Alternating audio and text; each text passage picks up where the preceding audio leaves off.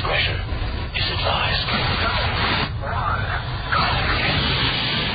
Adam Carolla and Dr. Drew. LoveLine, coast to coast. Hello. It is LoveLine. I'm Adam. That is Drew. This is the best of LoveLine. So don't worry about the phone number, the fax number, any of that, because nobody will pick up the phone. Drew, we get paid the same amount. You say, every 10 minutes? You have no problem with that. All right. Shall we bring up our first guest? All right.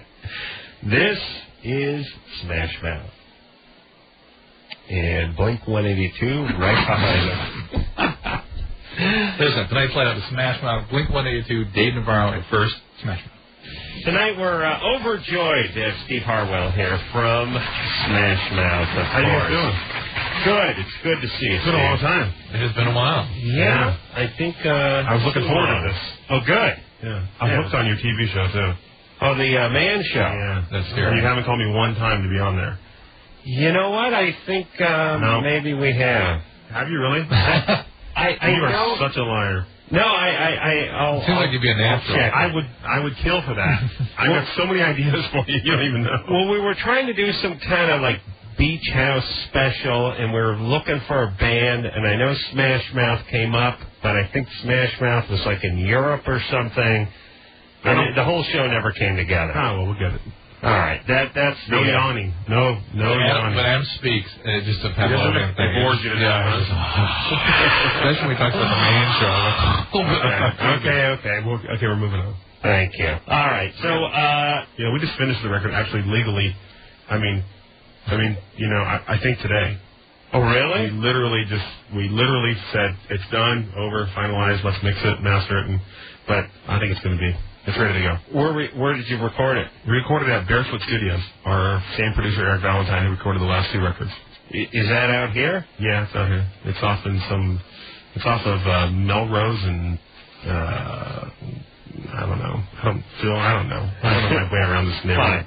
And what's different about it, or what's the same about it, or what's better or worse about it? What's worse about it? Better. Whatever. It's your show. What's better? I just say better or worse, but what's better about it? We're going to play? Yeah, we're going to play PCP, which is the new single, and then we're going to play... I'll play something else off the new record instead of the old stuff, but I can't play something that's going to be a single. I got to play something that's kind of cool and whatever. Right. Maybe we should play something to see what it is. Well, let Steve answer. Right. Tell us about it. What do you know about it? No, don't you even think about playing that song. I will kill whoever just pushed that button right now. No, the record, it's got the Smash Mouth sound, but it's also, it's got a little more rock and stuff on it. It's kind of cool. We're really digging it, and I think it's going to be, you got to quit.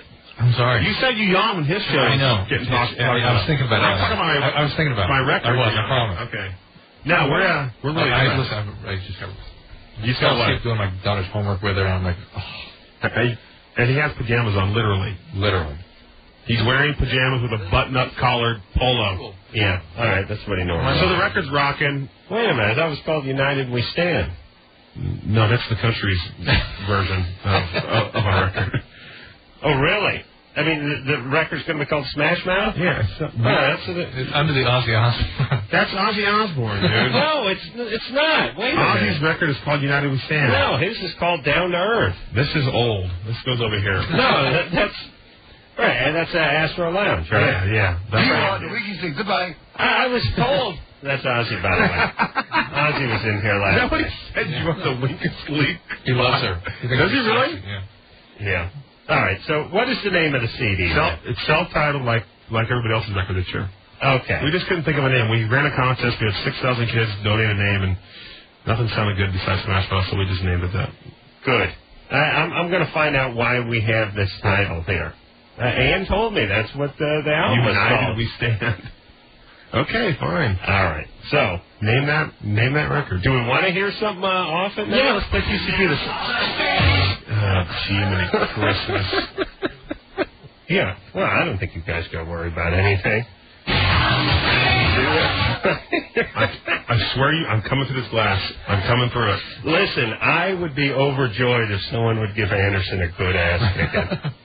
I would just be standing there laughing while Steve is, dropping an elbow on him off the top rope, getting him into a figure four. Nice. Anderson just slapping his hand on the ground, reeling with pain as he cinched up his figure four. I would just be I'd probably smack him with a coffee mug or something while he was lying there. Yeah. The world is your oyster. Because that's all the world is. I know I was kidding when I said that. I had to have been kidding.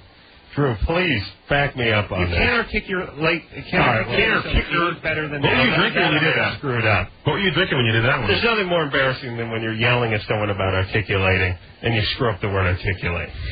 If you really think about it. If you really think about it. Articulated her. Articulate shouldn't be such a tough word because people must screw that up every day when they're screaming at people. Let's blame the word for your... Yes, that's what I'm saying. Too many syllables. Okay. All right. We're going to take some calls. That's what we should do. Donna? Hi. Hey, you're 21. Yes, I am. What's up? Anyways, I have a problem. It's, I'm, I guess, somewhat obsessed with smoking pole, a.k.a. giving blowjobs. All right. And I get depressed if I don't get to do it. Like before, I just, I would go, maybe a week or two without it, and I'd, fall into a depression, but I didn't know it was that. With the same boyfriend, or? Well, I did have a boyfriend, but, we broke up. But it didn't matter because, we were, pretty open with our relationship, and we were, seeing other people, and it was okay. Right. So you didn't give a blowjob for 2 weeks and you got depressed? Yes, but I didn't know that was why. And so, my friend Jessica, one of my friends, she's like... Yeah. One of your highly trained mental health professional friends? Yes. Jessica? Jessica said it must be you're not giving enough head? No. She told me, she was like, I'm worried about you, because, every time we go to a party, I'd wind up in the bathroom or in the guy? Yeah. The guy? Yeah. So you just basically, you'll suck off anything at a party if that's what you're craving? Well, not just anything. I mean, I have standards, but, I would go to a party looking for it. I would be so happy going to a party knowing that I would probably get lucky. Yeah. Get lucky. I love the fact that you look at that as getting lucky. I mean, can I ask you a question? Yeah. If you're at a party, does this happen more than once a night? Sometimes on a good night, yeah. Well, how many times on a good night? Wow.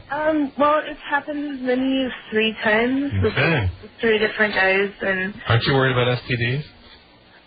Yeah, I got really lucky, though. Okay, because my friend Jessica, she was worried about me, and she's like, I'm worried about, you're going to get an STD or something like that. And I was like, okay, well, then, I was like, well, maybe she's right. And so, I've been good for, the past 3 or 4 months. And that's when, I realized that was my problem. I got really depressed, and it's, all I can think about. It's kind of harsh. Were you sexually abused yourself? No, I was never sexually abused. But, I was, my past relationship with my boyfriend was those 3 years. It was my first relationship, and he was kind of he basically told me, I'm not going to be faithful to you, so I don't want you to be faithful to me. And we were kind of I've smoked his friends' poles, all of them. And you can't say smoke a pole. Can you say something else? I gave oral sex to a friend. You gave all of his friends BJ's, really? Yes. But then, I went to the doctors because I was having, these, massive tension headaches. Could her headaches be caused by her palate being shoved up into the bottom part of her brain? We'll explore this. Donna? Yes. So, now you're broken up with your boyfriend, right? Yes. So for about 7 or 8. She was sort of explaining that's where her momentum got going. Was that guy, but I'm wrong. We're trying to figure out where you got this sort of proclivity in the first place. Did you have something weird go on in your family? Well, he's you. We were very sexual. No. Well, how old were you at the time? Ever since I was 18. Okay. Well, what we're looking for before that, Donna? Before 12. No. I mean, when I was younger, I would do my brother's best friends when I was like 4 or 5. But everyone does that, Adam. Perfectly, of course. What's perfectly normal, perfectly healthy. We're looking for something out of the ordinary. No, I mean, that's of course around 4 or 5 is normal to begin blowing. 4 or 5? Well, yeah, I just like being like sexually curious, you know. Listen, that is not sexually curious, Donna. That is sexual abuse. 4 or 5-year-olds do not do that. You play with unless an adult has sexualized them. So somebody got to you. That's why you're a sexual compulsive now. I don't remember any sexual abuse. Well, could there be physical abuse or some other form of abuse? Giving oral sex and yeah, I know. I know, but are you sure you don't remember? Well, she remembers that. Are you sure you don't remember somebody else in your family? She just doesn't remember where it started. Doing something to you or making you do something to them when you were a child? Are you sure? I'm positive. You're positive. My mom and my stepdad, they were like, they weren't really discreet about their sexuality, and sometimes they would like have sex in the same room with us or like in the back. So you saw what was going on. That's also not good for kids. That could lead to your curiosity going, I want to be like mommy. Yeah. So there you go. All the seeds are sown right there. Yeah. Hey, Donna, you need some treatment for this, kiddo. This is really going to be a problem for you. It is. Well, because I went to the doctor for my headaches, you know, and he's like, well, you're obviously depressed. And so he put me on Celexa, and he gave me Vicodin for my headaches because they were like you're kind of, is there addiction in your family also? To say the least, everybody's like... Everyone's an addict. So. All right. Something, yeah. All right, so you gotta laugh the Vicodin. I'm worried that I don't know that you're an addict, but you certainly have those features. Yeah. Like, I haven't taken any of them yet, except for when he sent me home, he gave me some, and I haven't taken... This wasn't a psychiatrist you were seeing, though, right? No, it wasn't. You really need to see somebody who knows how to handle these situations. You've got a heavy burden going on here, and it needs to be dealt with, or your life is going to be filled with chaos. And semen. And Vicodin. And Vicodin. It's good. Your life's going to be a river of Celexa, Vicodin, and semen. Chaos. And chaos. Yes, chaos. Ever since I haven't been able to, like, do that, I've kind of, like, reverted or... Like, now my addiction is elsewhere. Like, I've been drinking, like, every night. How have you not... Why is it not BJ season? Why have you not been able to do that? I'm trying to, like, be good for myself. Okay. You're drinking every day. Trying to be good, Don, is like trying not to do heroin, see what hits your speed. It doesn't work like that. You've got to get in a 12-step program. You have got to. You're on a slippery slope here. Yeah. I'd like to take her biological dad. No, but everything... Slippery slope, chaos and semen. Yeah, I mean... Yeah, but slippery slope should not have a sexual connotation unless you're talking about a river of semen. Yeah, but after talking to Don for 5 minutes, everything had a sexual connotation. That's true. That's true. Jessica? Yes. Yeah, we could have turned it on C-SPAN and laughed our ass off at all the sexual innuendo that was coming through. What's up? You're 24. Yeah. All right. Well, I've been having sex with this guy, and we've been trying some new positions, and we got into this really good position, and I was ready to have an orgasm, and I just felt like I had to take a crap, and I couldn't go on. You felt like you had to, or you? I felt like I had to, yeah. But you didn't actually do it? No, I didn't. What was the position? My feet were over my head. And you're on your back? Yeah. Yeah, you're pushing pretty good there. I mean, I understand that might feel Do you think that could cause that? Yeah. All right. A little too much pressure in certain areas. And Yeah. You don't think there's anything else that I could prevent from doing that? In other words, you want to find a way to successfully do that position. Yeah. Well, you're on your back, right? Mm-hmm. Take your feet, you put them up behind your ears. Yeah, basically. Yeah. And is it? And she has the Corolla push method for the orgasm. You do? Is it vigorous sex? Yeah. Yeah, it is. She's very comfortable talking about this. So it's like almost like literally banging the ass out of you. Yeah, I mean almost, right? why don't you tell him just to go halfway? Yeah, why don't you evacuate yourself before you climb into the sack? An enema if you really want. Really? Sure. Yeah, but you still have the feeling, even if you did go to the bathroom, would you still have the feeling like you have to go? See, I don't know, because this hasn't happened too often. Why don't you try to go to the bathroom before, then have the sex behind your ears, and then see what happens. You've taken an enema before, but are you afraid to tell your boyfriend this is what you like?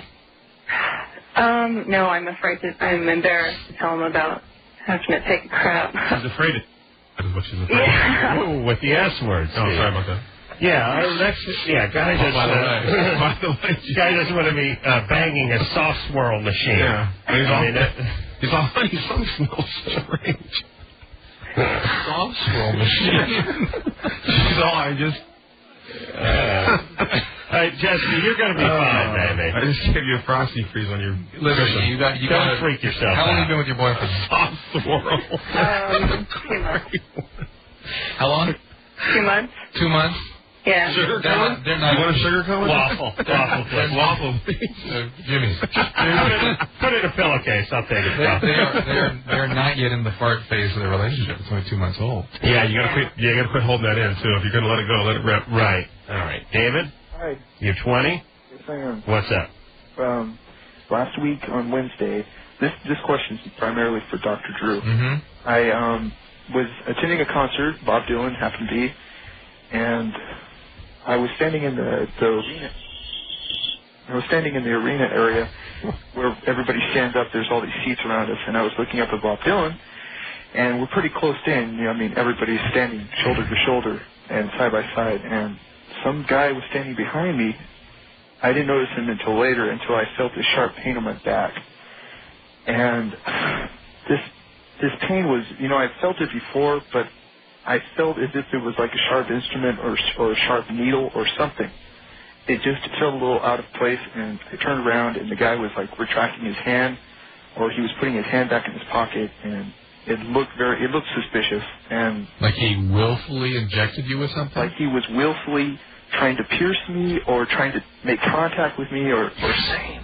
Maybe he had a boner and he's just snapped that welling down. Well, no, it didn't feel blunt. It felt sharp. It felt like something stabbing me. Did you bleed? So was there a wound? Did you bleed? I didn't bleed. I just had like a red rash, or not a rash, but sort of like a pimple-like thing on my back. And it was, I went directly to the restroom after that, and I looked on my back, and it looked like like some kind of... People don't normally, I've never heard of a situation where people sort of recreationally sought out other people with needles. That's something people do. What? Can I say something? Yeah. This is me talking to Steve here.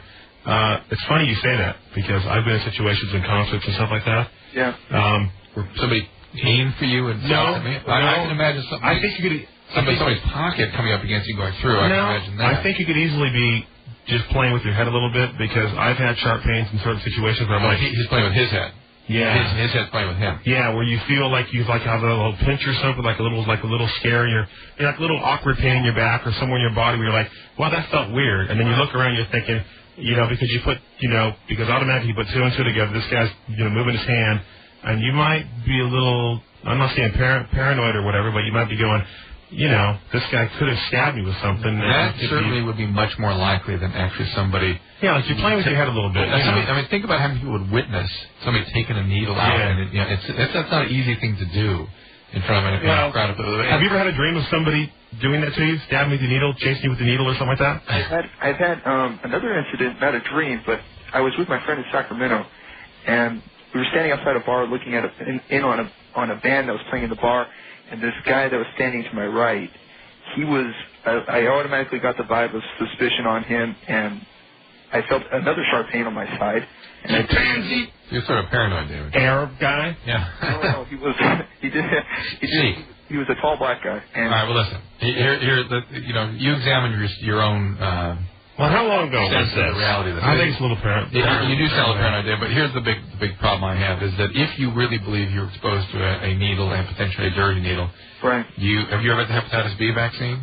I had that about 2 years ago. All right, so you should be covered for that. Yeah. You could have been exposed to hepatitis C, and you could have been exposed to HIV, and there is evidence to suggest that antiviral therapy for around the time of a needle stick HIV exposure can be very useful, and it's something that you need to sit down and talk to an infectious disease doctor about. I think they might do it, even though it's questionable whether or not it happened. I think they're going to send him to a shrink. I think they'll do that too. But I think what it is, I just think you're kind of playing with your head, because if you said you were at a bar before and you felt the same thing, I mean, I'm not going to say I've had it happen to me, but I can kind of relate to what you're doing, because I've had weird situations where I felt a weird pain, like somebody was poking you with something, and you might be in the public, or you might be around a group of people where that happens, and then all of a sudden you're thinking, oh, wait a minute, somebody just stabbed me with something. So you could automatically put, just start playing with your head.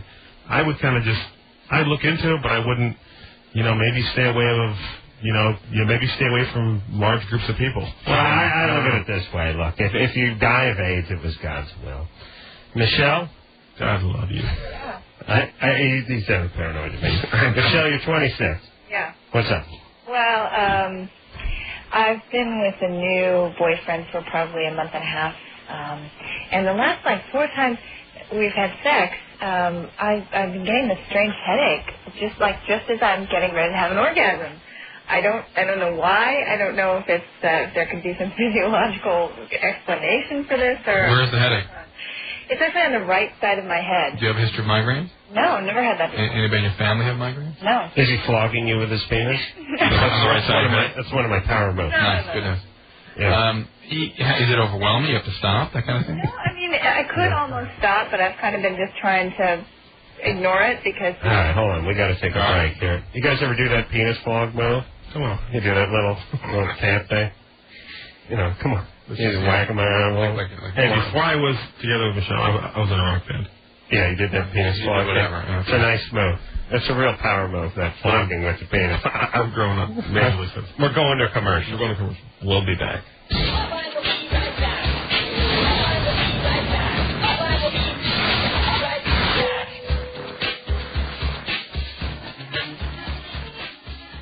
Now, back to LoveLine on KFMA.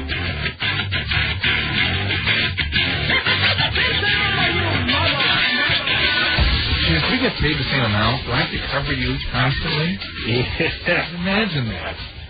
Really, Anderson, can you believe we get paid the same amount? Shocking. Once in a blue moon, Drew gets just retarded enough to waive his medical degree in front of me when I announce how absurd it is that we both get paid the same amount. He says, I'm a doctor. Thank God for Dr. Drew. You're not Dr. Adam. I don't see a doctor in front of your name, Mr. Big Mouth. I've had 8 years of college training. And you say it's a travesty that we get paid the same, and I always say, what do I say to you, Drew? Who gets paid more, Surgeon General or Jerry Seinfeld? See, here's my point, Drew. Yeah, you even butcher that up. I know. You can't even say Jerry Seinfeld. I know. So who makes more, you or Jerry Seinfeld? Jerry Seinfeld. There you go. You're a genius. All right. Speaking of geniuses. This is Blink 182. Mark Hoppus is here tonight from Blink 182. He's a tall, rangy fellow. Sort of has that boy next door. What's rangy? You use the F word a lot when you're out on stage. Yeah, I do. Rangy is, it's good. It means you get to a lot of balls other people wouldn't get to. Oh, okay. Cool. All right. I was still thinking about the F word comment and trying to figure out why exactly that is. What do they say? Like, obscenity is the lack of wit or something like that? What's the saying? Well, Adam uses them all the time. Well, I sure the hell hope they don't say that. I know brevity has something to do with something, but yes, it means you're stupid and you have nothing else to say if you just make jack-off jokes and fart jokes like I do. But I got 2 hours a night, so screw all you. 5 million copies sold from Enema of the State, which is Blink's last CD. I don't believe that. I mean, not that you guys aren't a good band, but you're such a bunch of jack-offs. It's just serious commercial success with screwballs, Yeah. I mean, the band's great. You guys are great musicians. The sound is great. But 3 guys shouldn't be able to sell 5 million records. Definitely not us 3 guys, that's for sure. And I know this sounds trite, but did you ever think 5 million on your last CD? Not at all. I mean, When we were recording Enema State, I remember everyone was like, oh my God, how are you going to ever possibly top the success of Dude Ranch? Because Dude Ranch had gone gold. Right. And we were like, we're never going to be as big as Dude Ranch. That was like, we thought that was going to be our swan song. We were done after that, but, Well, how many did you sell Dude Ranch? Dude Ranch finally went platinum. But that's still selling, right? Yeah, it's still selling. I mean, people knew Blink 182, but I can imagine when Enema of the State came out, there's a certain percentage of people who went back and got Dude Ranch, right? Right, yeah, totally. And I don't think that's going to happen with Take Off Your Pants and Jacket, by the way, because I think the word's out on Blink. If you want to know about consistency in attire, take a look at this picture that was just given 2 weeks ago out front. What, 2 weeks ago? 2 weeks ago. Describe the scene here. Adam is holding up a picture of he and I and Ron Lester. When Ron was in here 10 days ago. It could have been 3 weeks. And I don't know. Adam is holding it up next to himself now to show the fact that the clothing he was wearing on that night is precisely exactly the same T-shirt, same jacket, everything. Just like James Dean, except for I only wear free crap people give me. Steven? Yeah. You're 17? Yep. What's up? First I want to say hi to Blink. They're awesome. Well, thank you. And my friend Nephi, I think you're just like his idols. Oh, well, I'm sorry. I was just curious. I've heard a lot that Mountain Dew actually shrinks your Peter, and I didn't know if that was true. Yeah, I doubt that's true. Really? I don't see how. You can't use that as an excuse. Yeah. How much dew are you doing? I don't know, 3 a day. Yeah. As you know, I've been on record as describing Mountain Dew as the nectar of the tards. Until I was yelled at by a program director who said they spend a lot on advertising. Pepsi. Yes, and that they're owned by Pepsi and that I can never say that again, so I won't do that. But, Stephen, yeah. I really have a plan to save the world, which is to put a sterilization agent in Mountain Dew that if you drink more than, let's say, a sixer a week, you will go sterile. It won't stick your penis, but it'll knock it. Those people will not be able to reproduce and will be living in a utopia inside of 2 generations. Okay. All right, well, Stephen, just on the off chance that psychologically you think it shrinks your penis, don't you want to get away from it? Yeah, I All right. have to do. All right there, buddy. Step up to coffee now. All right. All right. Good times. Thanks. Mike. What's up? You're 22. Yes. How's it going, guys? Good. I'd just like to tell you guys that I always watch or listen to your show on the way home from work. I commute like about an hour home, and you guys keep me awake. It's pretty cool. I like Thanks. it. Also, I am currently drinking Mountain Dew, and I really hope that that's not true because I've been drinking it for a good while. Really? Do you have one in your hand right now? I have a 20-ounce Mountain Dew in my hand that I'm almost finished with. Sorry about the nectar You one. know what it sounds like? It sounds like it rubs the lotion on its skin from Silence of the Lambs. Get back in the hole. Get back in the hole. All right, Mike, what do you do for a living that you're commuting so long every night? Actually, I have 2 jobs. I work in Austin, Texas. I work at a halfway house, and then I work at a dance club. Mm-hmm. Drew, are there any full houses, or are they all half houses? Halfway houses. What does that mean? I mean, halfway out into the world. I see. And is there any quarter or three-quarter houses? I'd like that, but we don't have those yet. Actually, they do. They have quarter houses? Yeah, they have like 3-quarter houses, and it's like depending on how much freedom they get. Oh, This really? is for jail thing. I see. Yeah. And what do you do over there? Mop up vomit? No, man, I'm like a monitor. That's what they call us. I see. It's a nice way of saying security. All right. Do you have a question, Mike? Yeah, actually, lately I've been having a lot of trouble with the females, and it's been brought to my attention. This last girl that I was kind of dating, she said one thing that I've never been told before, that I have too many like needs, and she says you're always asking me how I feel about you. You know what I'm saying? Yeah, you're insecure. Yeah, it's not needs. That's that's clingy, scared. Is it sure that he's a male? Yeah, I was going to say. What is up with you? The women do not like that, Mike. Man, this is crazy because it's like the whole boomerang thing. It's like it's the opposite because this girl, like she came to me, you know, she was like all like, you know, I think you're. She met me at the club, of course, so I'm, you know, looking pretty, you know, Right. You got the gold chain outside of the collar that's buttoned all the way up. No. Is he dancing at the club? You know what I'm saying? No, I'm a door guy. Okay. I see. Yeah. Okay. So anyways, she's like, like, when I first, this is what she told me. She's like, when I first met you, you were, like, smooth and suave. You had it together. As soon as we started dating, it was like I remember. You tell her when I first met you, you weren't so brutally goddamn honest. Jesus Christ. Not honest. God forbid you be a human being. That's her thing. Break up with her, Rico. Man, I'm not even with her no more. Okay. All right, don't worry about it. You see, Mike's one of these guys. This is why women hate men. you know what I mean? No. You know how most women scare the guys, complain about guys. He's the nice guy, though.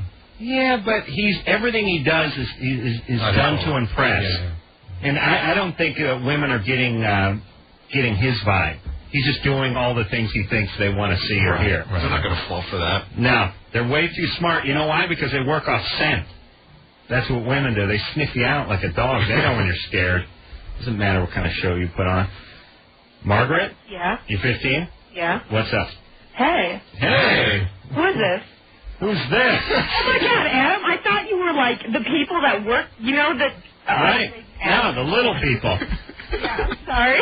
That's all right. I can't believe I'm on. Yeah, and you're on with Mark from Blink-182, too. I know. That's why I called. Mark? Yeah. This is, like, so cool. I'm, like, the biggest Blink-182 fan in the world. You do not know. Well, thank you. And even though Tom's not there, Tom's the reason I started the guitar, and even though Travis isn't there, my sister Helen, who's right here, like, waving at me, that's the reason. Travis is the reason she started playing the drums. And I was at the Riviera show. It's a Riviera Theater in Chicago. Oh, cool. And you have a sexy stomach. Just yeah, he's hot. He knows it. Hey, I've been off touring for a long time. We just started touring again. Man, I'm fat as hell. I'm sorry.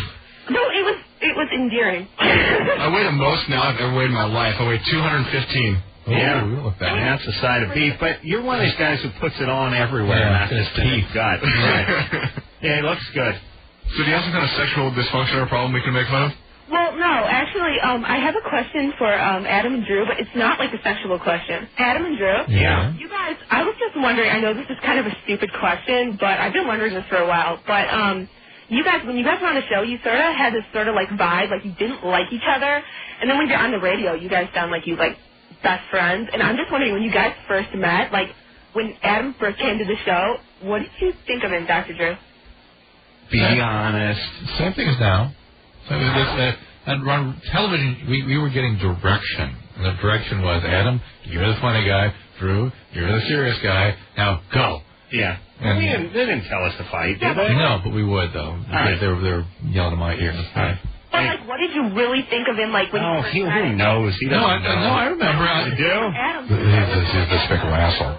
I thought this was a smart guy who was funny and who gave me enough room to do what I needed to do, and that's what was important to me. And Adam, what did you think of Drew? I've been listening to Drew on LoveLine on K-Rock out here in Los Angeles for years, so I already knew him. I mean, I was excited to meet him, but I already felt like I knew him. Okay. And he's the same guy on the air as he is off the air. Maybe even more boring off the air. And Adam? Yeah. The world is your oyster thing? Yeah. You got to put more in the, because that's all there is. The world is your oyster. I mean, because that's all the world is. That's all there is. Yeah, I gotta hit all? Yeah. Okay. Thanks. What are you writing a paper or something? No, I'm just... Okay, well, leave us alone then, please. Jesus Christ. Rachel? Yeah. You're 15? Yeah. What's up? First I want to say I've been listening to the show for a while. It's really awesome. And she's full crap because I am the biggest Blink fan. I seriously am. Thank you. Yeah. Okay, anyways, my question, it has to do with marijuana and the effects that it has on you. Right. Like, my short-term memory is just gone. Right. I have the worst short-term memory, and I have to smoke at least every night before bed, otherwise I can't get to sleep. Yeah. And the nights that I don't have it, I'll either drink or I'll scrape my pipe and try to smoke the little bit of resin that I have. Well, you're 15. That's perfectly natural, perfectly healthy. Turns out that in the studies, some studies, that the effect on the brain, the actual biological effect, is more profound under the age of 16. So the fact that you're having the memory problems and whatnot, no surprise. Also, mood disturbances and panic. What do you drink when you have to drink? Well, usually I can get a couple beers, but sometimes if my parents have hard alcohol, I'll make like a screwdriver or something. Wow. How do you get beers when you're 15 and you live at home? How do you drink beers before you go to bed? Well, my parents are kind of messed up too, and my dad's on like an antidepressant, and so he'll take those and not eat and drink like 12 beers. Right. He's an alcoholic, though, and the antidepressants aren't going to do anything to him until he gets that alcoholism treatment. Yeah, and, well, he drinks so much, he blacks out, so he doesn't remember how much he drank. Mm-hmm. And my mom's kind of the same way, so it's easy to get away with 3 or 4 beers, Where's my bourbon? Well, you got the groundwork laid for some alcoholism, baby. Yeah. You're right on time. You're going strong. Marijuana addict. She's already in. So you got to make a move. So you can be addicted to marijuana for real, because everybody says marijuana's not addictive. No, you have no idea. I've been smoking it for 2 years, and that just say no crap is not true, because I remember I tried to say no all night, and it could be true if you said no. It sounds like it's true. No, but Rachel, tell them about what was like the first time you really got high on it. What and when was the first time? Drew. Let me why don't you Rachel. tell us how she felt? Right, the people that are addicts have this extremely powerful response to the drug. They love it. It's the greatest thing ever. And when you just had that experience, you wake up the next day looking for the drug. And the next day, and the next day, and the next day. And when they try to stop, they can't. They cannot stop. And that's what addiction is. If you can stop or you can't. Right. You can stop, you're not an addict. You can't stop, you need help, that's addiction. Well, we know a lot about that biology then. It's also, led to other things. I've done other drugs. Yeah. Like what? I've done LSD a couple times. Where do you get your weed at 15? Who scores it for you? Well, I live in the biggest stoner town in the whole United States. I swear to God, everybody and their mothers smoke. What town's that? Huh? What town's that?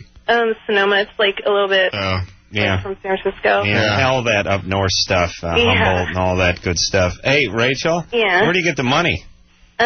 Actually, I have a job, and it has gotten me into debt. I'm really in debt right now, and I'm being screwed over. Okay. Well, it's time to get some help, right? Yeah, I know. You need help. Yeah, it will not stop without help, Rachel. And your memory will come back. It will. Yeah, take about 6 up to 12 months, but usually about 6 months. It comes back real nicely. But you got to stop in everything. All right. Okay? And you won't be able to do that without some help. So what should you do? Go to MA, go to AA, go to a meeting, call a program, get involved. They have Marijuana Anonymous? Oh, yeah. Marijuana is the most common drug of addiction I treat right now. Really? Absolutely. Hey, very common. Mark, how did you score beer when you were 15 or 16? Let's see. I don't remember. I remember we had a case of beer that me and my friends kept for a long time, and then we drank it, and it had gone bad by that point. And we'd actually hid it out in the forest in Virginia, and then we snuck out one night and drank it, and it had been sitting in the forest in the sun for a long time, and we all got really sick. And I hope you learned a lesson. Yeah. You know what? Did you? What? Do you still drink? I never drank beer after that, ever. Really? I hate the taste of beer. I can't even stand it now. Ooh. Wow. An idea here. Do that with the kids. Bury a sixer of malt liquor out in the yard. By accident. I used to do that thing where I went to the liquor store and got the older dude who drove the El Camino, looked cool, usually named Kurt, to go in and score for us. And it was always, the first 10 guys who walked in the liquor store would turn you down, but then that one guy who kind of sympathized with your plight would go in there, and you'd give him $10, and he'd come back with a 5-pack of Mickeys and no change. And he was like 1.5 feet taller than you, and you couldn't really say anything. What are you going to do, call the cops on him? Yeah. I feel so weird, because I'll go to a store and kids will do that to me, and I don't know what to say. I don't want to go to jail for you little guys getting drunk. Oh, really? You've been asked to do that? Yeah, I've been hit up. I've dodged that bullet. I wonder if you give money to the Man Show. We're buying for the Man Show boy. Oh yeah, we have the Man Show boy buying beer this season. And was it last season? I think it was last season. Angela? Hi. You're 16? Yeah. What's up? Oh, I just had to call because 3 of my most favorite people in the world are in the same room together. It's like, oh my God, Adam, you're like a freaking genius, and if you said your own religion, I'd be your first follower, right? Oh yeah, I'm thinking about that. Yeah, and Mark, you're like, oh my God, you're my favorite band, and Tom and Travis too, and you don't know how much your music has helped me. You guys are such an inspiration. Cool, thank you. All right. Did you have a question? Well, I was wondering, is it safe to have sex both ways? Anally and vaginally at the same time. Two guys? Two different penises? Wait, how old are you? 16. Wow.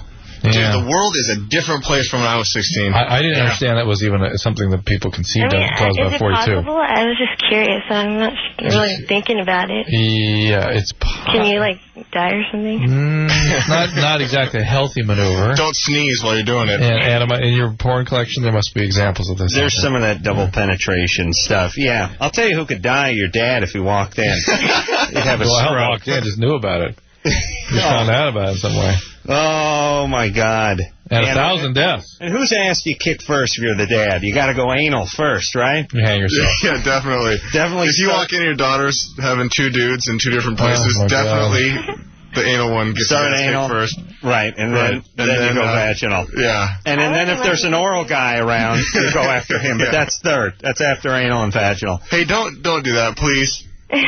Please don't do that. Oh, okay. Wait until at least until you're in college. Right. You have to save something for junior college.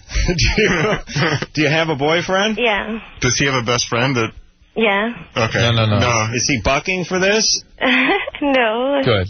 No, he wouldn't hate to, but I was just thinking about it. Don't. Yeah, no. So it's not possible? Oh, it's possible, but don't go down that path, please. I command you to only consume 1 penis at a time. Okay. All right? Only because you said so. All right. Otherwise, your head will grow in the ground like an onion.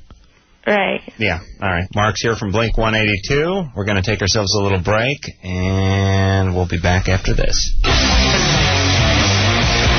LoveLine with Adam Carolla and Dr. Drew. 1-800-LOVE-191. We'll be right back.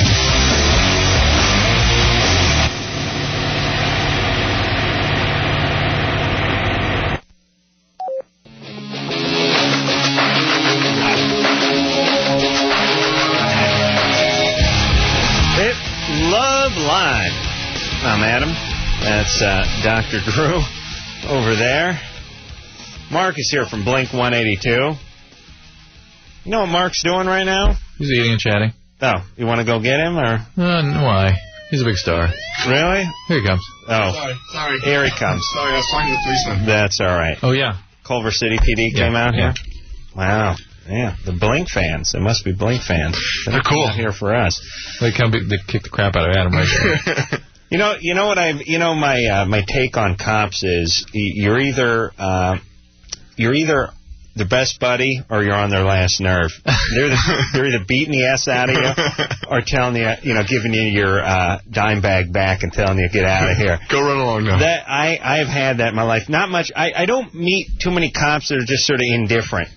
They either decide they hate me or they love me, but not a lot down the middle. Right. That's true, huh? I never thought about that, but that is totally true. Cops. Like, you have an experience with a cop, it's either like, oh, son of a bitch. Oh, Jesus Christ, I got to load my car with fertilizer and drive it into the precinct. I'm going to kill those guys and freak out. It's either that or that dude was cool. Yeah. That dude was mellow. Well, he just told me that if I ever were speeding that he wouldn't give me a ticket. He'd let me go.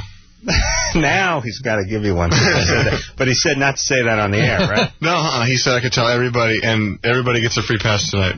You know what's funny? Like, we all have that one guy we know who's in law enforcement. I got my cousin Dave, or sort of distant cousin Dave, and he's a Dave Furdy. He's like a sheriff about 300 miles away. Every time I get pulled over, I'm LAPD. I'm like, my cousin Dave Furdy. It's like, no, shut up. Where is he? He's with the San Gabriel Sheriff's Department. Maybe you heard of him. He works the desk. Like, you kind of get this feeling it's like, they should all know each other, and you should drop a name, and they should go, oh, Ferdy, he's great. Yeah, you're a friend of his? Get out of here. Here, you want my gun? Get out of here. You're great. Kevin? Yeah? You're 13? Yes. Hey, guys, Blink, oh, my God, I'm like your biggest fan ever. Well, thank you, Kevin. I'm going to the Coors Amphitheater show. I just feel like that's the best thing for me. Awesome. Well, hey, we're going to say some words up on stage that you might not be familiar with, and you might need to discuss them with your parents afterwards. They use the F word a lot, these guys. Yeah. Okay, I have two questions. Yeah. Yeah. true. Okay, I have two questions, actually. First one is, what is your favorite video? Like, what was the best video that you think you've ever made? I think, actually, I like our newest one the best. I think it represents us, how we really are, and we're not acting like total idiots in it. And it was just a fun video to make. It was our idea with another guy, and it was just we just brought it together. And a team of technical people. And a team from Lucasfilms. But it was just a fun time to do, and we just blew a bunch of cash, and we got to hang out with our friends and film it. Yeah. So I love the part, strippers mowing the lawn. that's right. Yeah, good time. Kevin, you said 2 questions. Is that it? No, I wanted to know, why did you name your album Take Off Your Pants and Jacket? You're gay. Jeez. Hey, seriously, no, honestly, you are gay. We just thought it was a funny title, and you know, in a few years, once your body starts to develop in ways that you might not know about, then it'll make a lot more sense then. Right, and so will Enema of the State. That's a few more years even beyond that. Yeah. All right, Kevin. Okay, thank you. Thank you. Diana? Oh my God, am I on? You're on. Yes. Oh my God, you guys, I'm shaking. Okay, like I'm a first-time caller, right? Yeah. Oh my God. Okay, I was just kidding. My question's fake, but I just want to say, Adam, I love you, and Mark, you're so hot, and I want to make a shout out to all my friends. All right. There you go. I love it when you guys do that. But you know, All right, Diana, that's enough out here. I love it when you hang up on people. I think that's the best radio there is. Really? Yeah, I honestly do. I think it's so funny. I love it. I enjoy it, too. People tell me not to do it, but I really enjoy it. It really gives me a sense of power. Yeah. Watch. Carrie? yeah. Yeah, you're 15? Whoa, hey. Hey, see ya. Yeah. You see that, Mark? What happened? He missed it. I'm sorry. Let's talk again. Do we hang up on another person? Yeah, we're going to. Oh, I missed it. All right, we're going to take ourselves a little break. 1-800-LOVE-191. We'll be right back.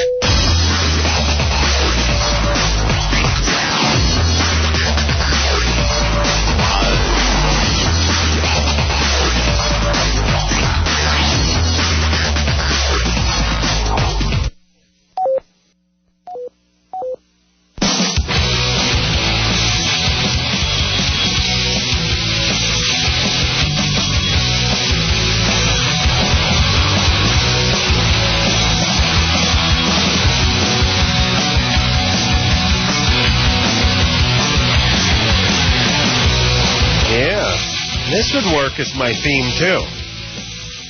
Who is this? Pennywise, yeah. Oh, boy. Our buddies. Yeah.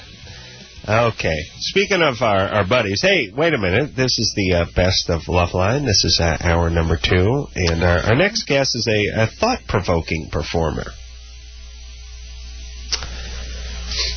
Anything to add to that, Drew? You gave a little sigh. It was like you were gonna say something. No, I was just thinking maybe just fake me out. I was faking you out, and I was just thinking about your genius and Fruit in the Middle and the various other amazing inventions you've had over the jeans with the panty lines sewn in. And songs about Fruit in the Middle. It's kind of extraordinary. You're already ready to market these things. Yeah. I could be a millionaire 10 times over.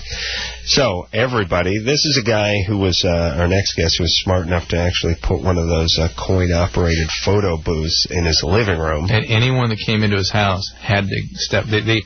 If they came in, they agreed to be photographed. That's right. This is Dave Navarro. Dr. Drew's got a page. He's wanted to know why. Unacceptable. Thank you. Oh. Unacceptable. If you're wondering where those delightful tones are, they'll be here in a second. There's a lot of traffic. I guess he got stuck in some of that traffic. Adam's in traffic?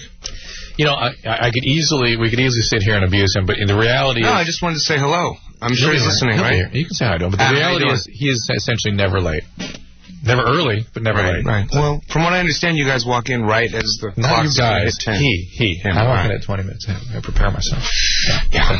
Can you imagine we get paid the same to this show? Can you imagine that? Shocking. I can imagine. Shocking. All right, should we go to some calls? Do you have anything else you want to talk about? Not at all. I'd love to go to some calls. All right, let's do calls. Here we go. Let's talk to... Hang on, I'm looking around here. Let's talk to the... Would you want the nympho? No, the webbed foot guy. All right, first Corey, 22. Corey? All right. This one's easy. Corey? Yeah. Hey, what's going on? Hey, Corey. I got, the other day I ejaculated and I had blood in my semen and it tripped me out. Nice. Could be a number of things. Dave. Care to... Well, have you suffered a groin injury recently? No. Have you had blood in your semen? Yeah. Wait, hold on here. Hey. Hold on. You want to talk about it? Yeah, it was a bicycle injury. You know, you fall off. You know, with the bar on the underneath the seat, smashed the testicles. Pretty good. Good times. There are a number of things, and interestingly, most of the things that cause blood in the semen are not serious. Okay, but they do. It does need to be kind of looked into because very occasionally it can be. Oh, hey, here's Adam. Oh, nice to see you. Hold on a second, Corey. Hold on. Hang on. Hey. Yeah, I was listening. You did a very yeoman's type job of getting things plugging going. Dave's stuff, getting the show started, not making too big a deal out of me being late. In fact, did you hear the hello? Did you hear hello from the car? Dave said hello. I was in my car. I thought, how ironic. Are you high? No. You're extra happy tonight. Well, why shouldn't I be happy? I got the world by the tail. I got a partner who cares enough to sit down and start the show. Dave Navarro's here. Yeah, it's good night. And a guy with blood in his semen. That's right. What more do you need? Corey? Makes the night complete. Yeah. You know, this is more common than you would think. Did you say that, Drew? Yes. And Dave had it. Oh, really? Yeah, Dave had it, and he had it from falling on the bar on the bike seat, you know, on your bicycle. Right. Smashing the testes. There was a lot of bruising. What year was that? That was 1986. We mentioned those good times. But there are other things. Anything that basically causes broken vessels in that area can do this, and very occasionally tumors and things. But the bottom line is it's something that needs to be checked out, but not something to freak out about. Sam is 16. 2 days ago, my girlfriend told me she had a foot fetish, and I have webbed feet. Yeah, this is Dave wanted this one. Yeah, it's a match made in heaven. It sounds like. Well, not really. I mean, my toes aren't really webbed. It's just two in the middle, connected. I had a girlfriend with a similar attribute, I suppose. Yeah. They were connected? What could do about that? Because I never saw a doctor about it. No, wait a minute. Do you know she finds your feet attractive or unattractive? No, I haven't showed it to her. I just told her about him. And what'd she do? Recoil in horror? No, she wanted to see him, actually. Yeah. Did you show him to her? No, not yet. Yeah, but wait a minute. There's something I don't understand. Like, I like boobs, but if a girl told me her boobs were fused together down the middle, it wouldn't make me more attracted to her. Unless they were huge. Well, I'm kind of self-conscious. Yeah. About but would it make you less attractive to her? Probably, yeah. But wait a minute. I guess you got a point. You know what I'm talking about? Basically, it goes up to the first knuckle, and then it comes out, and then the other toes are normal. Right. So this would be the big toe. These are the next. This is the common thing. But someone who's a foot fetishist would like a nicely laid out foot, not a webbed foot. You would think that, but we've never really asked a foot fetish what they find attractive in feet. Well, there may be qualities that have nothing to do with the joints. We've never met a female foot fetish. That's true. Is this Sam? This is Sam? Sam, what kind of background is your family?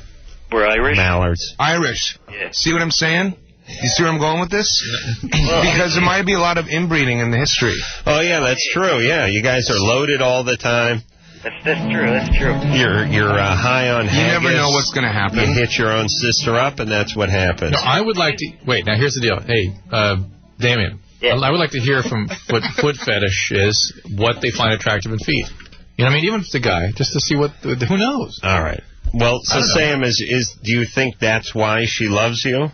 I don't know. She hasn't seen him. I mean, she's not perfect either. She's got a butthole the size of... Oh, bingo. It was great. Good one. Well, you know how we enjoy those? I do. Yeah. I do. Anything that cuts into this 2 hours, anything that breaks up the monotony. But we should have known that was a bogus call because we've never had a female who had almost any kind of fetish, but especially not feet. Yep. Right? Yep, you're right. They almost do not exist. No, that's right. That's actually true. All right. Because along the lines of the discussion of the mason jar, here is Kathleen is 19. Kayleen, I think. Kayleen. You're 19. What's up? My friend Tony is gay, and we have a question. Where's Tony?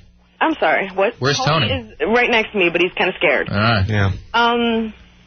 Since he has anal sex now, and he's also 19 years old, when he gets to be around 60 years old, will it be hard for him to, like, hold in his...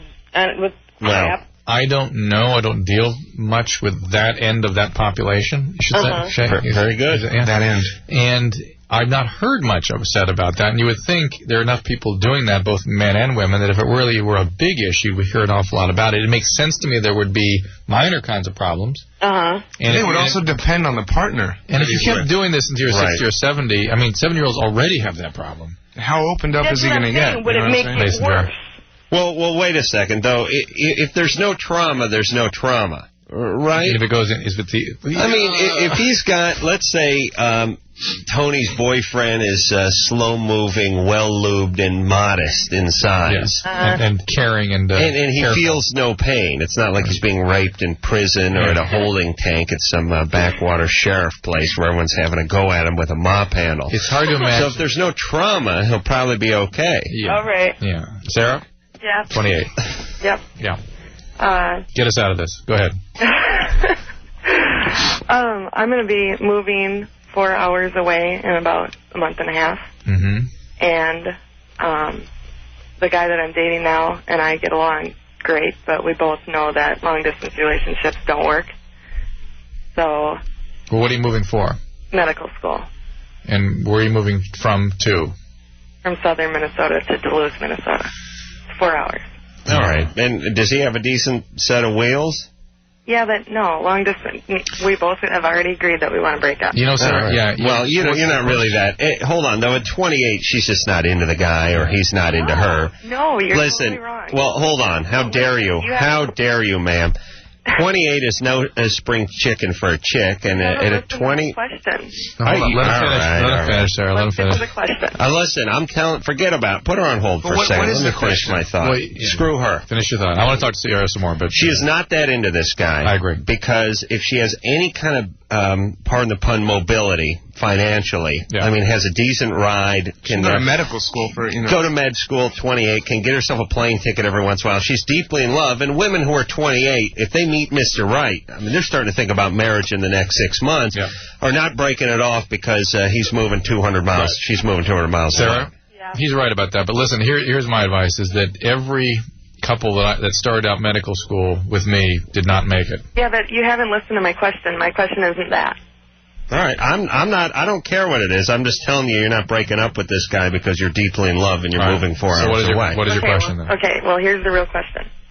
Okay, we were going to spend the summer together and then break up right before I left, but then a couple of weeks ago we decided that we better break it off now because we're falling harder for each other. Yeah. It's just going to be harder at the end of the summer. Yeah. But we can't stay away from each other now, so should we keep seeing each other all summer? No. Who cares? It's not like your parents are both diplomats and one's going back to India and the other's going to New York. You're 28. How old is he? 35. Okay, you guys can't pull this one off? You're deeply in love? You're falling deeper in love? There's also something about Sarah. We've only been together 4 months. So but Sarah, but that's the point. You're going to double down and think that somehow it's going to be easier then at the end of summer. And Adam is saying go for it. Try to keep it going. Go for the summer and go beyond. I'm saying no. I'm saying it doesn't work in the relationship. It seems to me like the drama of the separation is enough of a defocus for you. And so, like, to almost stay addicted to the relationship, in a sense, by focusing on the fact that it's going to ultimately be in, perilous situation for you, that drama is taking you out of whatever fears you're dealing with to begin with, which might happen to be school or moving or all of the above. Everything, all of it. All right. Well, listen, you're both in the same goddamn state of Minnesota. For Christ's sake, he's 35. 35. Yeah, she's 28. They're falling deeper and deeper in love. And if she's going to medical school, she's going to be set up well enough. The guy should just move with her. She's got an intimacy issue here. I guarantee it. Oh, yeah. She got it. Yeah. Okay. A little bit. All right, just be honest with yourself. But I believe that people used to call it drama. I call it arousal. Yeah. To just gratify in the moment and get away from the more difficult feelings. Lila? Yes. 18. Yes. What's up? Well, first of all, I just wanted to say, Dr. Drew, I got your Shakespearean reference the other night from Romeo and Juliet. What did I say? I forgot already. A rose by any other name. Oh, thank you. Yes, a rose. But he butchered it. But go ahead. Yeah, a rose by any other name is still that. It smells sweet. Yeah. Go ahead, Lila. Okay. I wanted to know if I have the characteristics of being an nymphomaniac. I sleep with a lot of people. I masturbate a lot. I want to be a stripper. I know this is not normal, so am I a nymphomaniac? Well, there's no such thing as nymphomaniac. That's not a term that has any meaning anymore. But the question is, are you a sexual compulsive or are you a sexual addict? You want to address that? Sounds like a good yes to me. Yeah. Do you have especially if you're using that to avoid other issues in your life. Do you have any addictions otherwise? Not really. Is there any family history of alcoholism? Yeah, on my dad's side and my mom's side. Were you sexually abused when you were growing up? I'm not really sure. I don't remember a lot of when I was younger. What about eating disorders or body dysmorphic issues? I had a problem with that a couple years ago. It all kind of adds up to addiction plus some childhood trauma, and that sort of is the recipe for sexual addiction. You want to address that at all? Or? What, the sexual addiction? Yeah, what you might do. I like how finally they turn to me when it comes to No, you've been speaking the language of this. Now no, absolutely. I can totally relate to this whole... but for me, it's like the compulsivity, like, basically is applicable to everything I do. You know what I mean? So ultimately, what's going on in my life is like there's something I'm trying to avoid, and I'm looking into these other areas to help me, deal with whatever it is that's actually going on. Is there anything going on in your life that you're trying to avoid or hide or run from, especially like in your childhood, like Dr. Drew said? Feelings. Feelings-wise? Yeah. Well, I actually have a problem with my feelings. I can't ever show my real emotions. I mostly sound like really happy to people I know. Yeah, but you sexualize feelings, though, too. You're able to do that, right? I guess. I'm not really sure what that means. Everything comes out through sex. Oh, yeah, then I guess so. Everything. Yeah, well, is that a place you go when you're angry, or a place you go when you're happy, or feeling celebratory, or when you're in fear, or when you're scared? It's sex is the answer to all those things. Isn't that correct? Isn't that so? Yes, counselor. But you know what's interesting about people like this is that, and this is where I look to you, is that, you know what's going on with her, I know what's going on with her, but how do you get her to get it? To really get it, to be willing to change, to get what she... Because in her mind, she's like, no, I just do a lot of sex. I just don't understand. Just have a lot of sex. Yeah, that's the problem. Are you finding that your sexual behavior is making your life unlivable right now? Unmanageable? Are you uncomfortable with it? No, I like it. I'm having fun. Then that's, then there's really no answer right now. Unfortunately, we know where she's headed. Yeah. When it's, give us a call when your life starts, being a problem as a result of it. And it will. That's the sort of clairvoyance of being around people, of having been with and talked to a lot of people that have what you have, Lila, is that eventually you keep upping the ante. You keep getting more and more thrill into your situations, more and more pain, more and more shame you try to avoid, and it compounds and gets worse and worse and worse. So are you saying I'm going to end up being a hooker? Or into porn? No, not necessarily. I'm not saying where you're going to go, but you're going to probably strip and that kind of thing. Yeah, and even if it doesn't end up that way, which, I'm not saying that at all, but what I am saying is, like, it more than likely will end up in a place where you're very uncomfortable with it and unhappy. Unhappy for you. Yes. You'll look back on these years and regret many encounters that came along those years, and then you'll have to live with that. But it doesn't necessarily mean you're going to be doing snuff films. No. Although it actually does. Oh, it does? Yeah, Dave's right. It doesn't mean she's a bad At least 2 snuff films. See, people somehow take that and go, oh, you're telling me I'm bad, I'm wrong, there's something wrong with me. No. You have a thing, and you've fulfilled the recipe for what you have, and now you have it. What's interesting, or what I'm curious about, is like why the call to find out if this label applies to you if you're not, getting into any problems with it right now. Well, my friends are just like, dude, that's not normal. You should talk to somebody about that. But doesn't even that kind of turn you on when they tell you that? You kind of dig feeling different that way. Well, yeah, I guess. And like to even seek out the label nymphomaniac, there's something to attach yourself to. Yeah. Yeah. All right, so you know what the future is now, and the question is, you want to live it, or do you just want to see it and avoid it? Why don't you see if you can see it and avoid it? And if you do, there's SA, or maybe if there's another drug involved here you haven't talked about, you can start. Any kind of 12-step program would be very, very useful for this. I also worry about her friends who call her dude. Yeah. They're very serious. Yeah. They're the ones we need to speak to. Yes, indeed. You call women dude now? Is that how that works? You can? Everyone can do that? Everything's dude. Aloha. Yeah. Wow. Yeah, dude. Well, I'm out of the loop. All right, dude. All right, Lila, take care. Okay. Lila, stay on the line. I'm going to get your number. Okay. No, I'm joking. Oh, I thought you meant to refer her on to somebody. No, I want to show her his photo booth. All right. Sarah, 19. Hi. Yesterday I did shrooms for the first time, and now today my stomach really hurts, and I don't know if it's normal or not. I also smoked a gram of weed yesterday, and I usually don't smoke that often. I mean, I usually smoke like once or twice a month. And were you laughing? No, I'm serious. Like I've eaten mushrooms like 3 times, and each time I laughed so hard that I woke up with a stitch in my side. The next morning because I overdid it. Sarah? I think she's still tripping. That was my mom. Who was that? That was my mom. That was your mom? Yeah, well, Put her on the line. at the door, and then, like, my boyfriend, like... Your mom is Imogene Coca? Wow. Heavy smoker. So, are you there? Okay, yeah, my boyfriend was on the line. Okay, so how did the mushrooms treat you? Well, I don't know. I don't think I had enough, because I heard a lot of voices and stuff. Yeah, that's definitely not enough.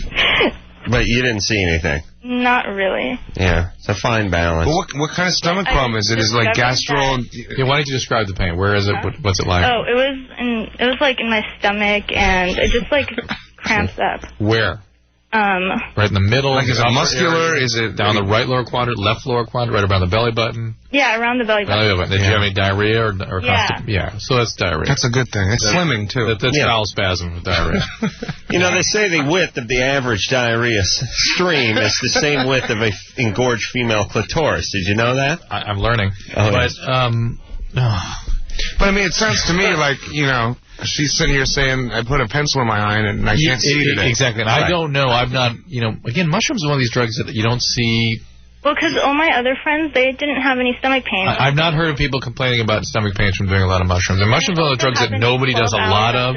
So I don't get a lot of experience seeing a lot of people who do a lot of the drug. But they grow in cow crap, so you could see where, and they may cause some irritation in some of the users. Yeah. All right, Sarah. So you're not going to die. I know, but I mean, like, next time when I do mushrooms, like, what can I take to not have that huge pain? I want to throw some Tums back there with it. Right. All right, how did you eat the mushrooms, Sarah? Did you put them in peanut butter? Or did you make tea or something? I ate them by themselves, and then I had, like, chips afterwards. Okay. What kind of chips? Pringles. Pringles original. I'm so scared for my kids. All right. I might want to go with the fat-free ones. Maybe this will give her the diarrhea. Yeah, with what is it? The Lestra. Lestra. Hey, Drew, if you put that on vibrate, I was listening to that. Well, it was funny. I was driving in, and I was listening to the first minute of the show, and I heard Drew's pager go off, and I thought, Jesus Christ, how unprofessional. And then I thought, wait a minute. I host the show and I'm in my car, so maybe I shouldn't pass any judgment tonight. Unacceptable. All right, be right back. Hello? Is this LoveLine? Call 1-800-LOVE-199. Adam and Dr. Drew will be right back.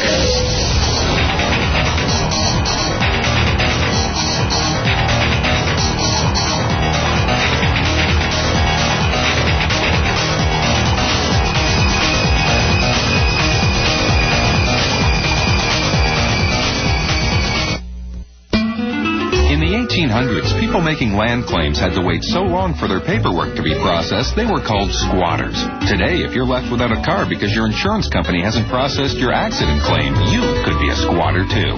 At Geico, we're there 24 hours a day to get your claim rolling the moment you call. Many claims are settled within 48 hours. Our customers like the way we handle claims almost as much as they like saving money. Geico, 1-800-947-AUTO. That's 1-800-947-AUTO. Hi, this is Rocky Moselle of the International Star Registry. I want to thank our customers for their support over the last 20 years and to wish them a happy and safe holiday season. And from now through January 1st, when you name a star after someone, mention this ad, and we will donate 25% of the purchase price to the Make-A-Wish Foundation. Call the Star Registry now at 800-282-3333 or visit us at starregistry.com. That's 800-282-3333. Name a star after someone today. Now back to more LoveLine on 96 Rock.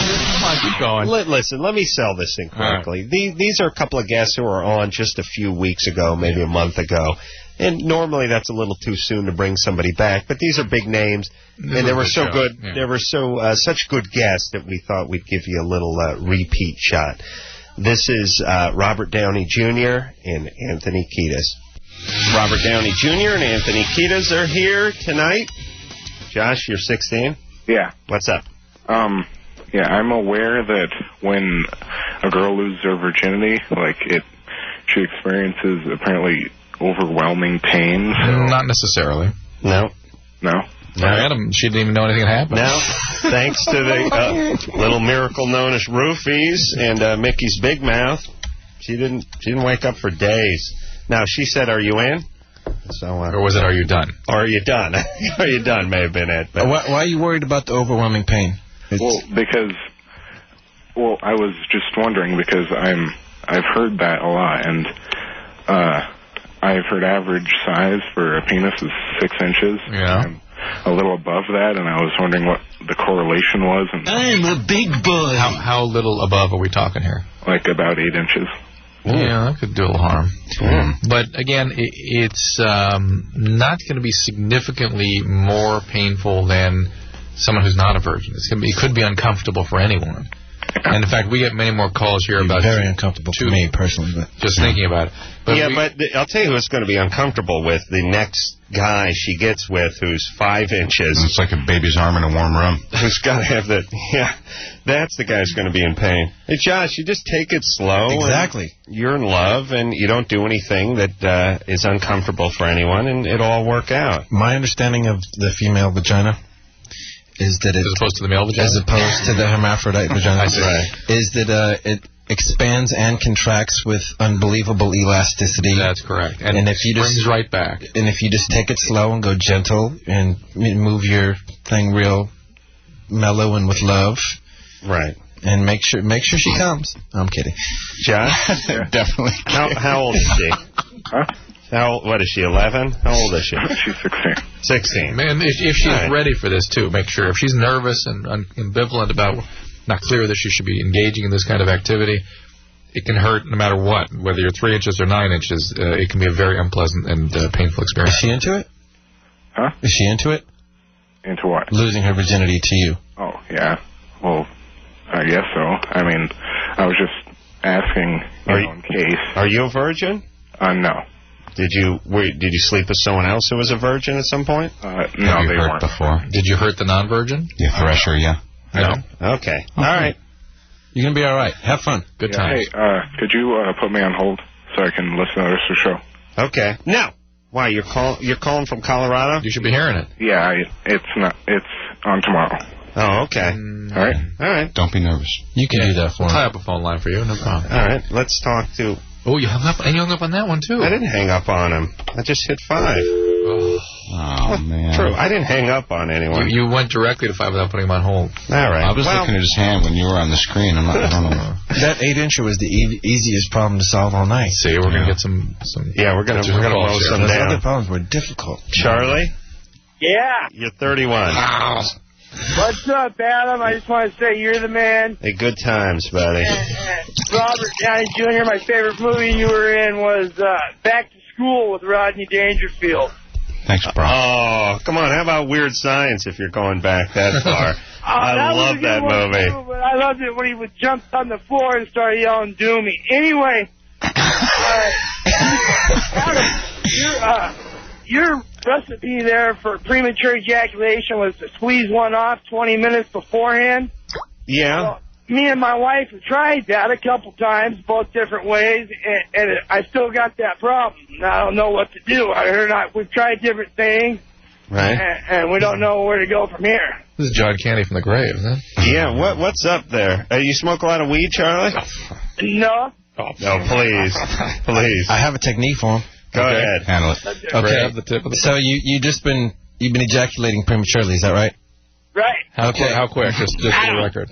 How quick? Right. Like the Dice Man used to say, one stroke done. Okay. That's too quick. Breathing. It's all about breath. If you focus on your breath rather than how good it's feeling down there, just breathe in and out, like very intentional breathing, like... Don't focus on your penis. Focus on the breath. Right. Hold on. I came when he did that. What's that mean? Wait a minute. There's another thing, and this has really been having a profound effect on my staying power.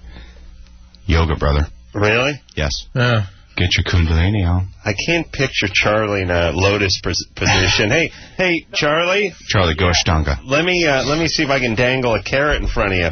You get really good at that yoga, you can blow yourself.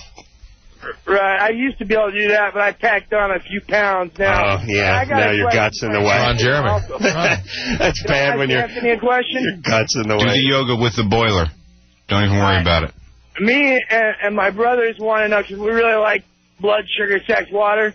And me and my brothers want to know, is Anthony taking it on the other side now or what? That depends on your definition of the other side. It sounds like you've gone to a completely different place than I ever intended, but that's okay because lyrics were meant to be interpreted as seen fit. I mean, are you talking about you down, Charlie? Are you talking about some sort of a bisexual or gay reference there? Yeah. No, that's not what I was thinking when I wrote the song. You can interpret it like that if you want to. No, I'm a big fan of your music, but it just seemed like it's kind of been going downhill lately. You are an asshole. All right. Hey, Charlie. And by the way, Anthony's being critiqued by a guy who stopped blowing himself because his gut's in the way. Steady chuckles. No, that's all right. Hey, I'm not against having a little sensitive criticism from Charlie. The other side is about something much deeper than, experimenting with male-on-male sex. Not what I'm into, but if you want to visualize that while you're listening to the song, you go ahead. Caroline? Yeah. Carolyn, yes. You're 17. What's up? Yeah, I just have a question for Anthony. Here he is. Okay, hi, Anthony. Am I going downhill in your eyes, too? Because he's about to kill himself. That's true. I was just wondering if the new album that you're making, are you going to kind of go for a new sound, or are you going to use that type of music that you used in Californication? Like, do you know what I'm saying? Yeah, we don't sit down and have a group discussion on which direction we're going in or what kind of sound we want to come up with. It just happens. And to us, it always seems like a natural progression from whatever we did before that. The more time we spend together, the more time our chemistry gets bubbling in the lab. It just comes out. I don't even know what to call it. It sounds to me like, the next phase from Californication. It doesn't sound like Californication, but it sounds like a continuation thereof. We're pretty happy with it. It sounds good to us. When's it coming out? Do you know? We're still recording it. It comes out in the springtime of 2002. Thanks, Caroline. Another question. Uh-oh. Or not really a question. It's another thing I wanted to tell Anthony. I met you, I'd say on Wednesday, August 16th, 2000. Give or take? Right. Yeah. No, that's the exact date. It was in Toronto. You were staying in the Four Seasons Hotel, and so was I. And what town? Toronto? In Yorkville, Toronto, yeah. And you guys did a show or whatever. And one of your friends, hooked me up or something with the guest list. And I, followed you into the elevator at, 2 a.m. after your show. Yep. And, I really think I, scared you because You followed me all the way to my door. Oh, I did not. Yeah, you did.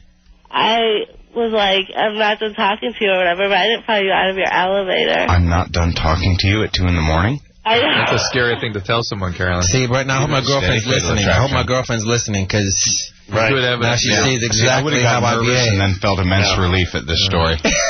Just a $50 handy. You can't buy those. Hey, Carolyn. It's money in the bank. What do you got, a post-nasal drip going? Yeah. Oh, I'm so sick right now. All right, well, take care of yourself. I'll be by for vapor rub later. Realize that this is something we're sort of trained to do, is to point out to people when they're actually engaged in stalking behaviors. It helps them sort of break through the denial about what they're doing. That's stalking. That is. I just have to close my door on it. Yeah, it's a poor perception of boundaries, and they're always startled that you would perceive it that way. They can't imagine that. Look, it's 2 in the morning. You're following you to your room. Maybe it's 17-year-old, but you don't know. I'm not done talking to you. Right. Thanks, Lewis, for hooking her up, by the way. But was she hot or? Yeah, she was. Yeah. All right. Cindy. Yeah. You're 20. What's up? Well, I'm kind of confused because, I'm getting my life together. I had a couple of years where I was doing stuff that I wasn't very proud of and all that sort of thing, but I'm trying to do better now. And so I went to my doctor and I got HIV tests and chlamydia and gonorrhea and a bunch of other stuff. And I know that I had chlamydia, and I took the penicillin, I think the pills. The Zithromax. Yeah. Yeah, and I did that, and then I also, my doctor found that I had genital warts, too. Which would be completely, if you were sexually active, it'd be bizarre if you didn't have that. Yeah. I have warts. Thank you. The PVH. HPV, yeah. She's also dyslexic. Yeah. But go ahead. So you got everything. So the question is? So the question is I don't, I just actually, like, I just broke off a relationship, but I'm going to have to say something, and I just feel it's so stupid because I'm the girl that you would, like, least suspect that All right, from. here's the deal. First of all, the reality is that 50% of sexually active adults in your age group have HPV. No, they don't. They do. And I heard, like, 1 out of... don't. You say that every time. And I heard, like, 1 out of 4 have chlamydia now in my... Well, that may be a little bit of an overstatement, but the fact is, this is let's just state that it's exceedingly common. Okay. So it's not as though you are sort of... warts? Is that what we're talking about? Warts, especially, and chlamydia also common. Chlamydia she can knock down, right? Completely Yeah, that's curable. just, like, one pill that I... All right, so why even factoring that in? Well, she, and this is the other thing. Because I could have exposed them to it. No, well, but Cindy, somebody exposed you to it too. After all, be fair, and this is what I want to get into: is that you have such intense shame about your behavior into relation to whatever it was you were going through at that time in your life. You were where you were. You've gotten through that. You're understanding it. You're sort of containing your behaviors. You're finding sort of more meaning from other kinds of relationships. Why beat the crap out of yourself? You have something that most people your age have. All people that are very sexually active have. And people need to wear condoms if they're going to be with you, if they're going to prevent infection. And indeed, if you're going to be sexually active with someone, they should be wearing a condom. That's basically what this boils down to. Yeah, you probably find a guy who's got warts, too. And I think that the fact that you are sort of coming more to terms with who you are and who you want to be, part of that is living with integrity. And I think I commend you for wanting to be honest, because I think you'll feel a lot better about yourself, and it'll be part of this whole process you're going through is being fastidiously honest. You need to be honest. So what exactly... So you need to tell people you've been exposed to? Only people you're going to screw. I mean, don't get a bullhorn and go to a mall. Now, look, go around the room here. If you're going to be with someone you're really into and she mentions this, is it going to be a deal breaker? I think it's very cool that she took the responsibility to find out and that she's at least addressing the issue, how to deal with this. Right. She is getting herself together, quite literally. That's a cool thing. Yeah, but listen, Cindy, you know what you're doing? You see, you're taking all this guilt and you're putting it onto your warts. I mean, what I'm saying is this guy doesn't have to know you got the warts from the 150th guy you're with. You could have just as easily got it from the first guy. And you think that because you have this, he's going to know about your past, but it's not true. It also took someone who passed this on to you who didn't tell you before, so it's kind of like, opportunity to stop that legacy there. Yeah, and yeah, I totally understand exactly. But listen, but reassure her. Let's say you're into this girl, you dated her 5 times, now it's getting close, you're going to get physical, and she was like, I got to be honest about something. How would you, as guys, how would you like a girl to approach? That's right. If the girl I'm dating now had told me 5 times into the date that she had some sort of... Yeah. No, not you've been having sex 5 times. You're like getting to know her. Slowly building. There's no way that would have... It stopped me. Yeah, but what would you how would you have her say? Would you rather just her be like, you need to go get checked, or? No, blurt it out. Yeah, just blurt it out over dinner. Besides, I'm all about BJ's and anal anyway, so I don't even go there. I don't even know what that part is. Yeah. What part do you get the warts in? The female vagina. Is that the front part? Actually, no. It's you can have it. You can basically get it anywhere, but. Do you have it in the anal area? Mine is it's in the wall between the rectal and but not on the rectal side, though. No, not at all. But it can move over there. Go there. It's a more serious issue over there because it becomes associated with anal cancer. Okay, but like I said, just like everyone said, be straight with the next guy. This is part of what you're doing and the part of the journey you're making in your life, and they don't have to know about all the shame that potentially brought you these warts. This guy's doing handsprings because you're going to have sex with him, that's all. Yeah, that's what I hear when I hear this. Yeah, this means yes. Yeah, this means we're going there. Right. Right. Yeah. Shed the shame. Hey, Ariel? Yeah? Yeah, I like that. Shed the shame. You're 17. What's up? I just wanted to ask Robert if he's still planning on being in Hamlet under the direction of Mel Gibson. Does a stage performance? That's so highbrow. What show are we on now? Masterpiece Theater. We might do that at some point, yeah. We were going to do it last around Christmas time, and things took a turn for the worse for me for a minute there, but maybe next spring or summer. Okay, in Los Angeles? Yeah, we do it in L.A. That'd be cool. Because I think you're such a great actor. I appreciate it. Yeah, I'll tell you, I'll take this moment to kiss Robert's ass for a second. Oh, yeah. You've obviously had your ups and downs in life, and nobody's, well, at least no one I know has turned on you. Like, they like you so much, and they like your work so much. And, Drew, do you know what I'm saying? We've got a lot of people in here that have had trouble with addiction, they've had some bad times, and people sort of turn on him. Like, especially if you do it a couple times, like, screw him, he deserves it, get rid of him, I hope he rots in jail. Yeah. But with Robert Downey Jr., it's been like, people are like pulling for you, and part of it is your talent, I think, that people really respond to. But I think the other part is your humanity that's maybe comes through in your work, or I don't know what it is. But people seem to really like you and really be pulling for you, and I don't know what that means to you. I mean, does that help you? Is that pressure for you? Well, I think it's better than having people turn on you for sure. I wouldn't know, because it's always that part where like, oh, we really are pulling for you, and it's really It good. is a strange feeling, isn't it? Yeah. I bet people are definitely in your corner. I bet it works against you a little bit, though, because then what follows in the heels of that is, we got a job for you right now. We'd like you to boom, you're back at work before you have a chance to get focused on your... Well, I'm real fortunate that I've been able to, for the first time since I was 17, aside from the summer I spent in Corcoran State Penitentiary, it's the first summer I've had off and through to the end of the year, and it's been really amazing because there's a lot of stuff that I just hadn't really ever got off the habit trail to look at. So, all the support and like you're saying, the goodwill ultimately has sometimes carried me along when nothing else seemed like it would have. Robert told me, by the way, that he would listen to the show when he was in Corcoran. Who? Yeah. Where is that? Where? Corcoran? Yeah, it's right out here. By Bakersfield. Mm-hmm. It's not bad. They got radios. Yeah. In Bakersfield? Yeah, they listen. Fresno, too. They're closer to Fresno. Listen to the LoveLine over there. Yeah. That's why I'm always... and this is our core audience, by the way. I want to say hi to all the brothers who are doing time. I also want to say hi to my friend Catnip, a.k.a. Michael V., who's down in San Diego County Jail right now. And stay up, bro. And what was you? What were you? Were you in for like 9 months? Did you say? I was in for a year and a half. Jesus. Yeah. Yeah. Well, you're. I don't know. I don't want to say good. I don't want to say bad. Great. I mean, was it a good? Did you feel like it saved your life in any way?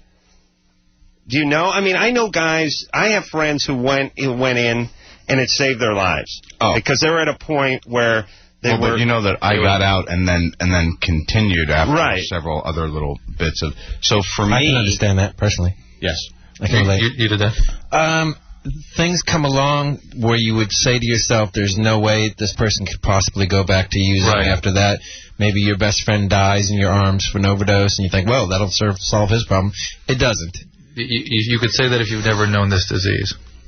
You know what I'm saying? People that really know this disease. Yeah. So, I mean, I can understand going out after serving a year and a half. I've seen worse things. Yeah. Sure. As they say, out the gate by 8, in the spoon by noon, back again by 10. Wow. Is that in the penitentiary? That's the saying? Yes. It's not actually printed up and framed and put up on the wall of the rec center. They chant it every morning after the Pledge of Allegiance. I see. But it's not prison policy, is it? That's just... No, it's not what's policy. Well, it's a colloquialism that's picked up in the joint. But as you know, as a specialist, too, and I think that there's starting to be a bit of a movement in that, is that, everyone operates at a different wavelength, and you never quite know, but it seems like the people have just been constantly saying, well, we're not going to judge this. We're going to keep doing this and trying different stuff. And I think that that's kind of where things are headed, is applying as many different possible remedies as you can. Were there resources for a given individual? Sure. Were there resources for you when you were in? I mean, did they have programs? Yeah, there was a TC therapeutic community going on there, but I think more than anything else was, some of it could be counterproductive. I wouldn't say that prison is somewhere that saves your life, whether there's a program there or not. It's inherently dangerous and degrading and heartbreaking. But looking back on it, it lets me know that all those times, whether it was times that I was in, I was, I wasn't under the influence of anything for that entire period of time. But you look back on things, you can, the human spirit is so strong that you can. I think it's just important to survive whatever it is that you've been putting yourself through until it runs its course, and then do everything you can to keep it. All right. So another way of saying that is when you're done, you're done. Mm-hmm. I also find my experiences, never give up on somebody else, because as long as somebody's breathing, there is hope for that person. Doesn't matter how impossible their situation seems to be. If there's a degree of willingness at all, there's hope. Anthony and I were talking off the air about some cases that I was involved with that Anthony knows, and we've seen some miracles. And our willingness was not even a concept that some of these people could even have, but they were breathing. Barely, albeit, but they were breathing, and they were miracles. Yeah, I've seen the worst cases I've ever seen, and they've come back to be clean and incredibly creative and productive people. Well, I haven't seen this kind of tragedy myself, but my TiVo crapped out like 2 weeks ago. Oh, man. Not for one night, but for 3 days. Oh. And there were times when I almost slipped. Oh. Yeah, I never lost faith in you. But that's the point. I had people behind me. I felt their strength and their goodwill, and I stayed with it. And God willing, it's going to stay together for a while. One taped program at a time, though. That's the thing. How much my mom loves you, Robert? Oh, man, she loves you so much. Really? Yeah. You talk about that humanity, that sort of inner, something that, every human, every man, every woman can relate to, the kind of compassion that people get. Did they see Robert? Yeah. Yeah, or in lots of people. Robert, because we're talking about him right now, but my mom is very sensitive like that. But and one more just quick ass lick before we go to overdue break. But I don't hang around with real sophisticated people, and they don't seem to know the difference between one guy's acting and another guy's acting, especially when it's on Ally McBeal. They don't know what guy's acting. The people they like. Yeah, they actually think the skipper's trapped on the island. My buddies. What are you trying to say? He's not? I don't know. I don't want to burst any bubbles here, but with Robert, it's like people that don't care about acting, don't seem to know about acting, are like, that guy is so good. Yeah. And that is, it's one thing to have the critics recognize it, but the people aren't necessarily interested in it or too educated about it to really, for you to really speak to them is an incredible gift. Now I want to get drunk. Yeah. We'll take a break. Let's go to the park, see if we can score, and we'll be right back after this. LoveLine will be right back. So get your problems ready.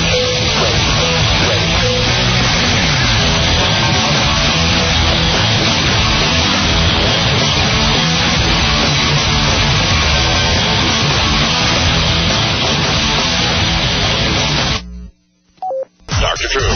Shame on you. 96 Rock. Said that I won, and you actually picked my design, and I just wanted to know if that was true. If you actually picked it, or if you remember it. I remember looking at tons of artwork that people sent in, and I remember commenting on all of it. My memory does get hazy. Oh, it's okay. But what did it look like? Well, I kind of took, it was a motif a little bit off of Blood Sugar Sex Magic, as opposed to Blood Sugar Sex Water, like the guy you called earlier. That was Charlie. Yeah, the guy who said, I'm going downhill. Anyway, except for because, I kind of thought that was really sexual. I saw something very sexual about the cover of that album. Hey, what did you draw, though? Oh, well, in the center, instead of a rose, I put my pubic area where I had shaved the logo. It all came right back.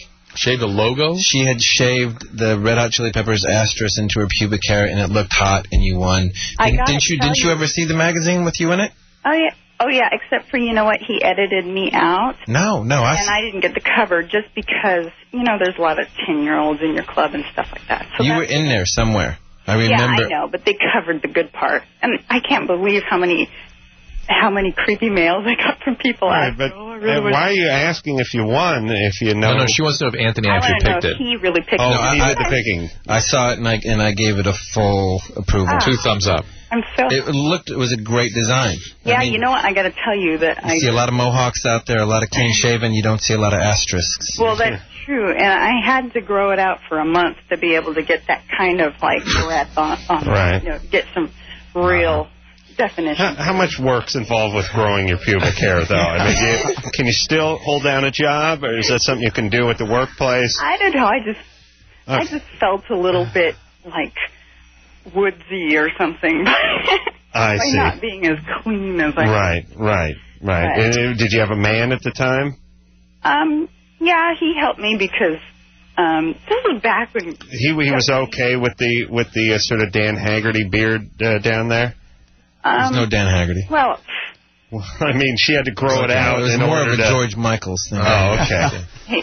he fuller didn't beard, really say yeah. anything. All right, Aaron. Here we go. Wait, I have Don't one. have any kids. Hey, no, I don't. Good. Did you play in a band called Anthem in high school? No, but I introduced a band called Anthem in high school. Ah. All right, Aaron. Adam's getting triggered Good finger times. happiness here.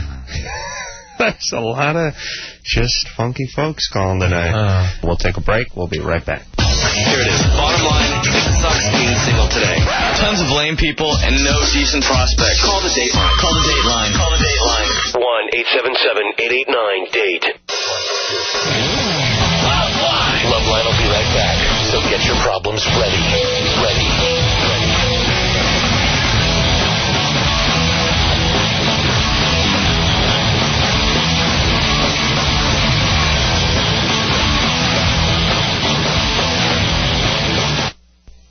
Now, back to LoveLine on KFMA.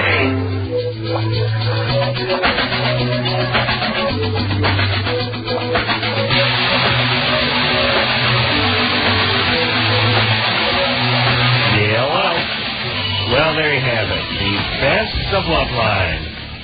I want to thank Smash Mouth and Blink-182, Dave Navarro, and Robert Downey Jr. and Anthony Kiedis for coming in here tonight without actually coming in. So, everybody, we appreciate you tuning in, and until next time, this is Adam Carolla for Dr. Drew saying mahalo.